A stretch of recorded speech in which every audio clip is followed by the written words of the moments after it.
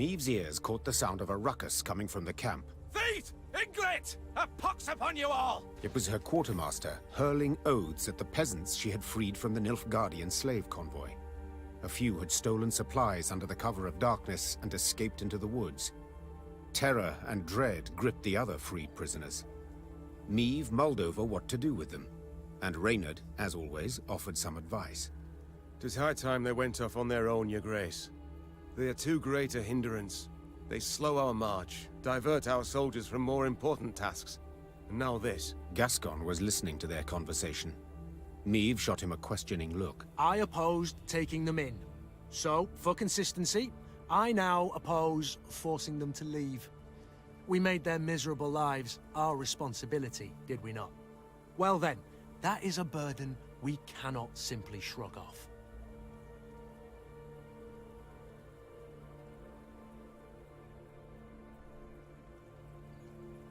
Let us not mince words. We cast off these peasants now, they shall die. Meve said in the end. Let them stay. But I want them watched. They cause any more trouble, military justice they shall face. Understood? The freed prisoners sighed with relief. The infantrymen assigned to watch over them, however, grumbled their disapproval of the Queen's decision. "'Tis an army, not a shelter," they said. Meve's ears surely caught the complaint. But the Queen had never let the opinions of others guide her in such matters, trusting only her own judgment.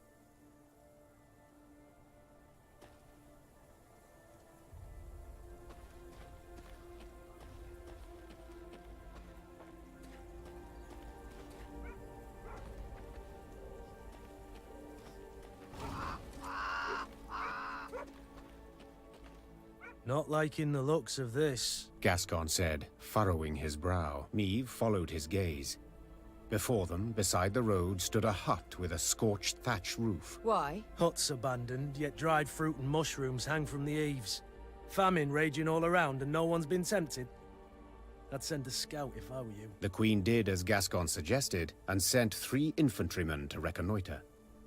They entered the hut and found only silence, that was soon broken by a blood-curdling growl. The soldiers ran out at full speed, tripping over their own legs. Meve drew her sword, convinced a horde of neckers or ghouls would soon attack. But her fears proved unfounded. Instead of monsters, out of the hut came a shaggy dog, a torn scrap of fabric clutched in its teeth. "Milady," one of the soldiers began, his face red with embarrassment and his hands covering a hole in his breeches. "was dark as a well inside, and that hound, it jumped out at us all of a sudden, biting it and snapping." Bad boy, Gascon said with a smile, then pulled a hunk of dried sausage from his bag. Bought by this generous offering, the dog calmed down at once. Further examination showed the dog was the hut's only resident. Like many others in Eldain, its owners had disappeared without a trace. Their loyal mutt still guarded the premises, waiting for his master's return. Let's take him with us, Gascon said. Otherwise, he'll die here, of his own hunger or someone else's. A watchful sentry like this could prove useful in our camp, said the Queen. Fine, he can join. But he shall need a name. How about Reynard? Proposed Gascon. A cheeky grin smeared across his face. That way, he'll come when you call, sit on command, and always be a heel. his heel, that is. Watch your words, said Reynard, hand tightly gripping the hilt of his sword. or you'll learn I'm not at all as tame as you believe. Enough, both of you. That's an order. As for you, The Queen took a good look at the dog, who still had a scrap of fabric in his teeth. since it seems you've a taste for the cloth of the nether regions, I dub you... Knickers. Will that do? The dog wagged its tail vigorously, as if thoroughly pleased with its new name. Meve's company marched off, a furry new recruit richer.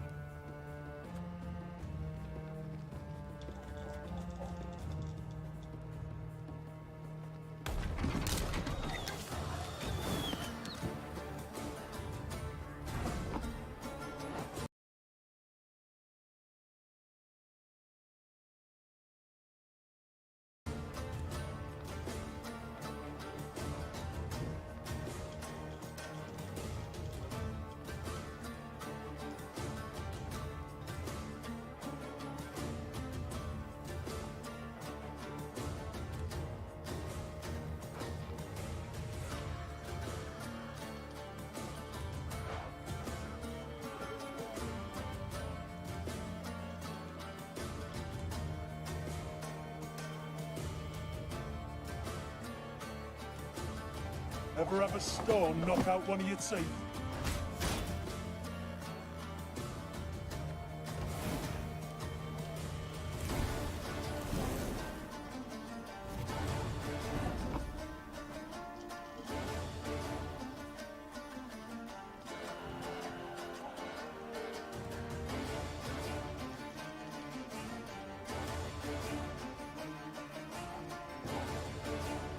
Gonna need 3 buckets of nails and a tub full of pegs.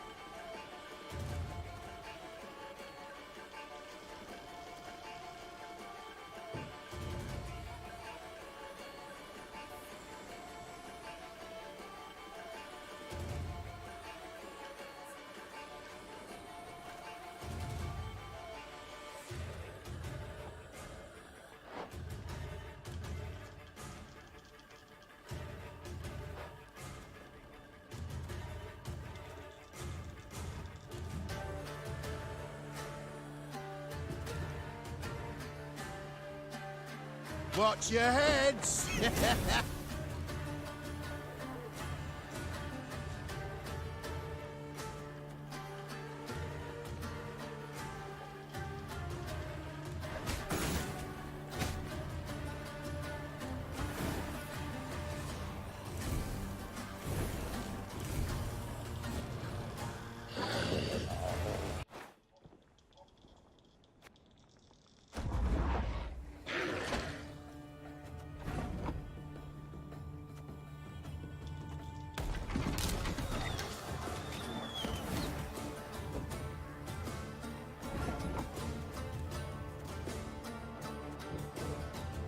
catch!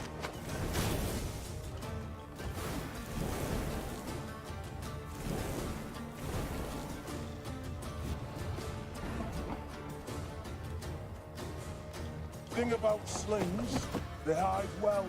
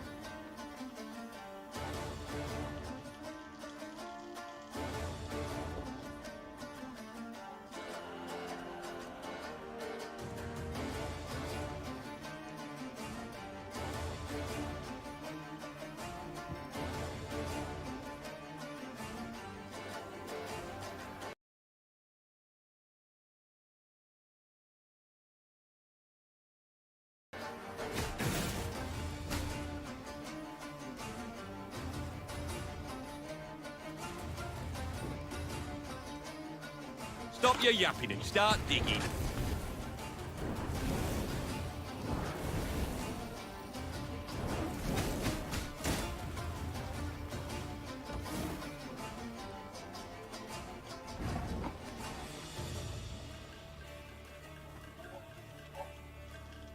Left, right, left. What now?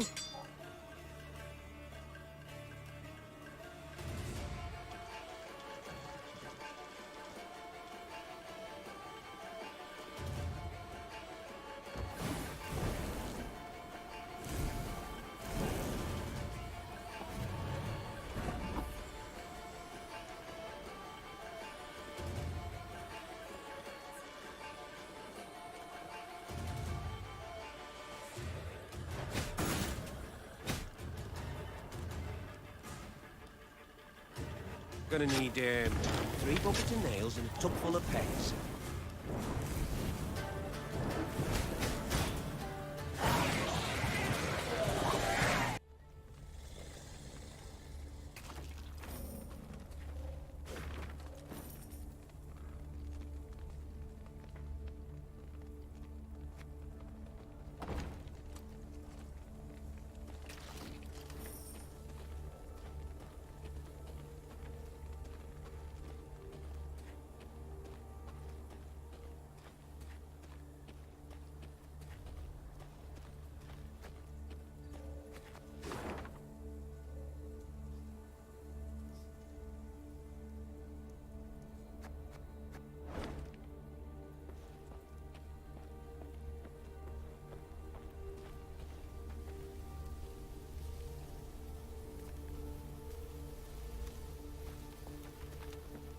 Meve and her companions neared the Moulderwood, a dense, ancient forest of trees whose tangled branches had witnessed the conjunction of the spheres. It was not until King Vidamont's day that a road was finally carved through the primeval thicket, significantly shortening the journey from Rossburg to Aldersburg. Even when peace reigns, danger rules this road. Rayla said. Now no one dares travel it. At the edge of the wood by the road stood an enormous willow. Its branches swept down to cover its trunk, looking for all the world like long tresses shrouding a woman's face. Meve had an ill premonition. She did not like the sickly sweet aroma wafting from this tree, nor the metallic buzzing of insect wings. She sent a scout to investigate. He drew aside the drooping branches and stumbled back. There were men bound to the tree, covered in sap oozing from gashes in its trunk. Its heavy scent had attracted swarms of insects, flies, wasps, bees and beetles. They seethed over the bound men, crawling in and out of their ears and nostrils. Eldain welcomes us to his wood. Rayla whispered. Meve stepped towards the tree and saw the men stuck to it were all still alive. Those the elves had caught recently writhed and howled for rescue. Those hanging longer merely followed the queen with half-crazed, bloodshot eyes.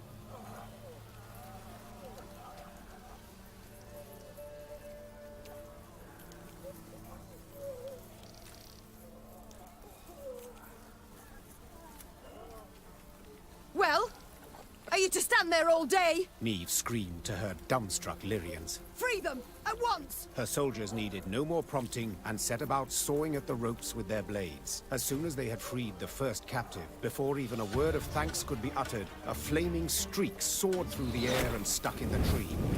The oozing resin burst into flames, engulfing the prisoners as well as the soldiers who had come to their aid. Elder speech battle cries rang out from the woods as elven warriors launched their attack. It's a trap! Cried Reynard. Defend the Queen!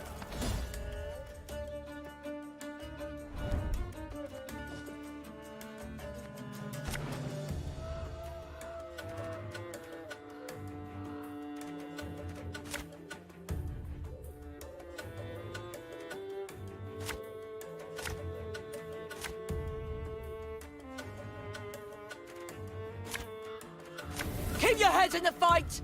They'll seek to blind us with shock and awe!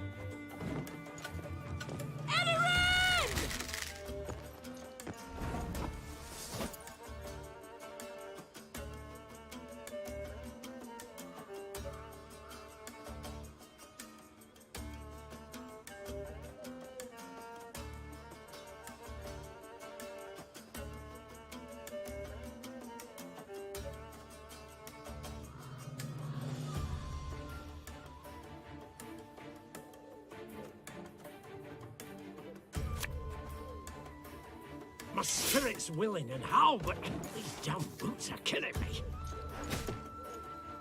Nay, Dwan vi camest.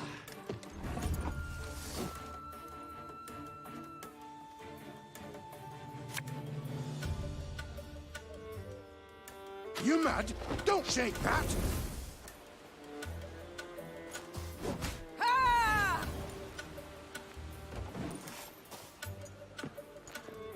I shall not fail! Kill them! Kill them all!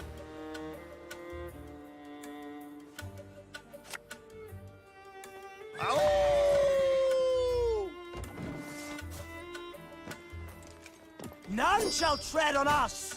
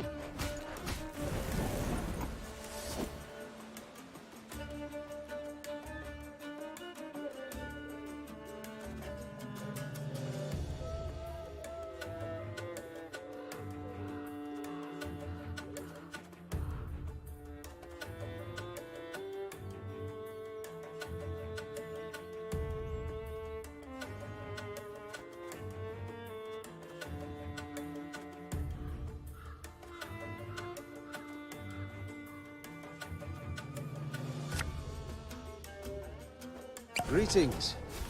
What is it?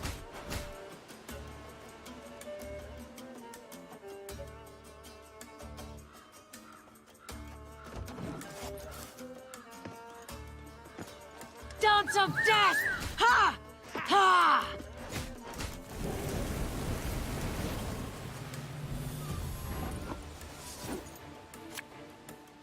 Hey?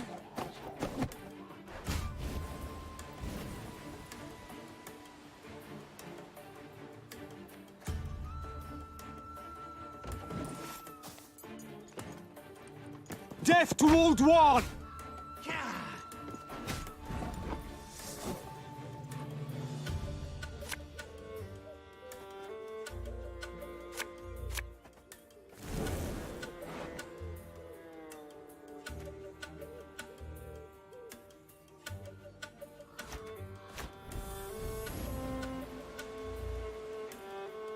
Ever have a storm knock out one of your teeth? Yeah, yeah!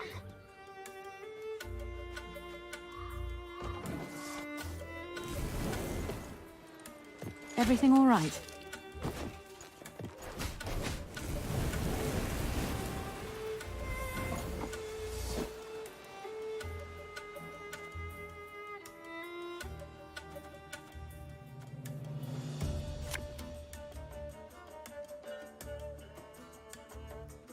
Have it the white of an eye from half a league away.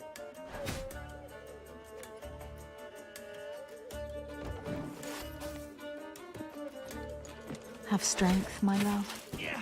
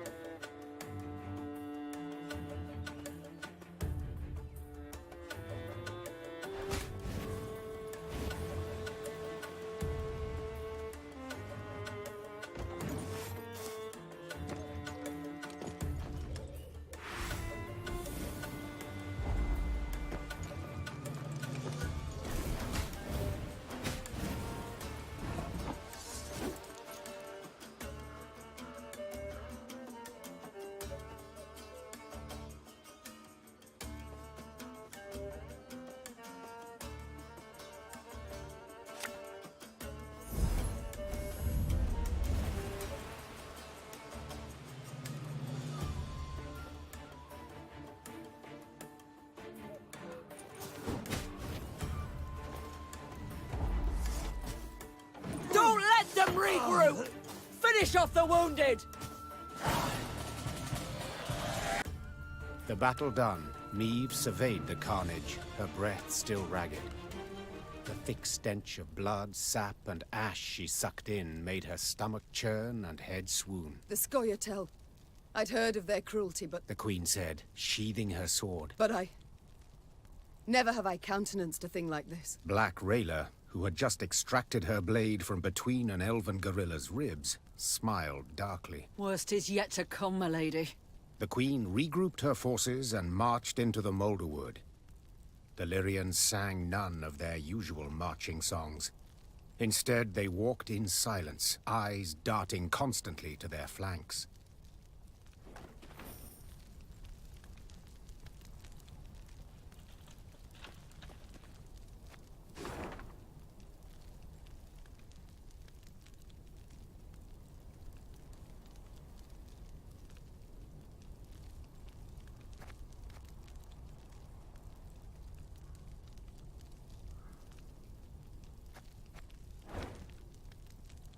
Hear that?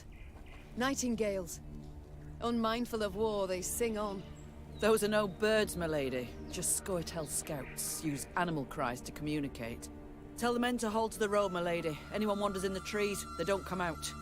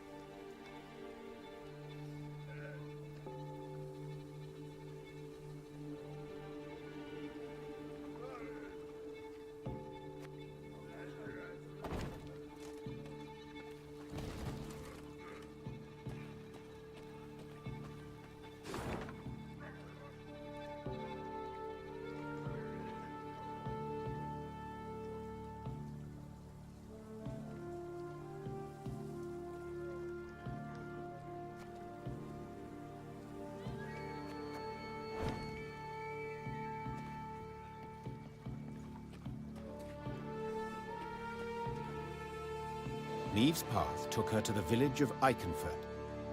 Unlike most settlements in the area, not a single human dwelled here. Instead, only elves and dwarves sat on its porches and stared at the passing Lyrians with clear aversion. Not a single greeting was extended to their allies in arms. Not a single peddler tried to hawk their wares. The only sound was that of snapping shutters and slamming doors. Something's amiss. Rayla said, furrowing her brow. Order a halt, my lady, and give me a moment to look around.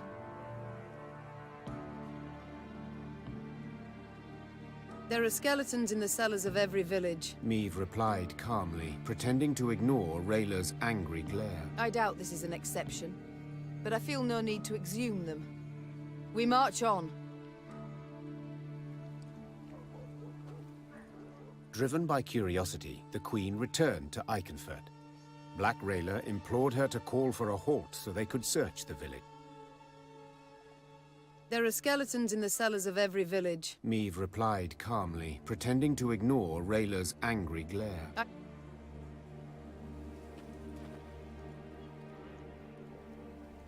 Driven by curiosity, the Queen returned to... There are skeletons in the cellars of every village. Meve replied calmly, pretending to ignore Rayla's angry glare. I doubt this is an exception, but I feel no need to exhume them. We march on. Driven by curiosity... You've a quarter of an hour. Meve said as she dismounted. And not a moment more. The Queen sat in the shade of a large pear tree. She shut her eyes and listened to the chirping of crickets in the grass, savoring a rare moment of relaxation. But the calm did not last. Within moments, one of her scouts returned, a certain Sergeant Niedermere. Tears streamed down his weathered, scar-pocked face. Lady, come with us, please.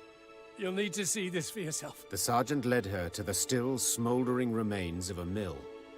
Her soldiers were picking things out from the ashes. When she got closer, she realized in horror they were human skulls. Some no larger than apples. Tell the villagers to gather by the well, the Queen said in a strained voice. Or be executed. The elves and dwarves attempted no denials. They admitted Eldain and his Scoia'tael had helped them round up all the humans in their village, march them into the mill, then set it aflame. They stole our lands, defiled our names, beat us, murdered us in bloodthirsty pogroms, shouted one of the dwarves. They had it coming to them. Got their comeuppance, I'd say. Meve was no stranger to the cruelty of war, but the enormous evil she found in Eikenfurt overwhelmed her. She felt a terrible weight on her chest, found it hard to draw breath, and her head spun. She felt she could hear the cries of humans being burned alive. Ma'am, whispered Reynard. You must pronounce something. Or simply turn the matter over to me, Your Grace. Rayla interrupted. I know what to do.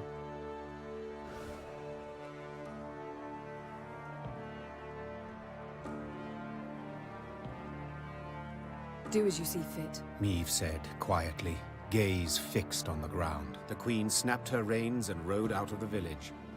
She did not want to witness the bloody massacre of non-humans her soldiers were about to perpetrate. What she had seen at the mill already sufficed to keep her awake for many nights to come.